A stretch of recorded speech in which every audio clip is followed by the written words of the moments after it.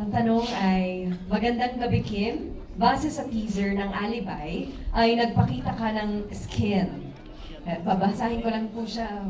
As is po ito ha. As is po ha. So interpreter lang ako. Oo. Paano ka po na papayag dito? At hanggang saan po ang limit nyo? Dahil ba si Paolo ang partner mo po? Kaya pumayag ka? Salamat Si Ate po. Reggie. Kim, tagabasa na ako. Sige. Siguro naman as a 35 years old woman.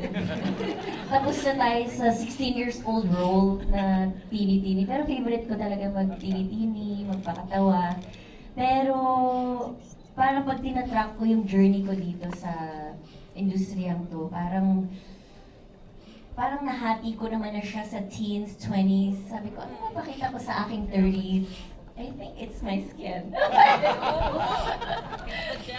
Pero malaki talaga yung tiwala ko talaga sa Dreamscape.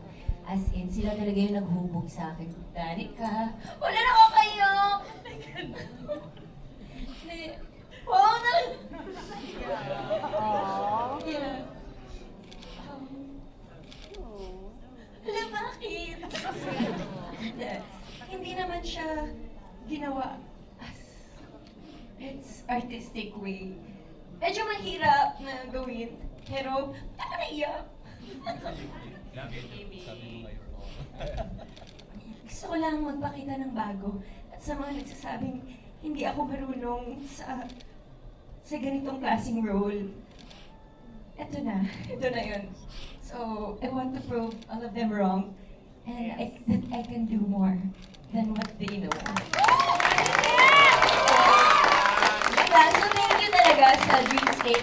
And of course, si Pao din naman, malaking tulong din siya dahil kita ko naman yung respeto niya sa akin. And sa mga director namin na inaalagaan yung mga shots and yung mga cameramans namin, sa mga nag-iilaw, ang ganda ng launching ng body ko. Thank you so much. And sa nag-choreo sa akin, thank you. Sa gym trainers ko, thank you so much. Pero more than the skin, parang more than the skin, it's what's inside me and what I want to show to all my supporters. And kung kakaroon man ng bagong supporters, maraming salamat po. Thank you, Kim.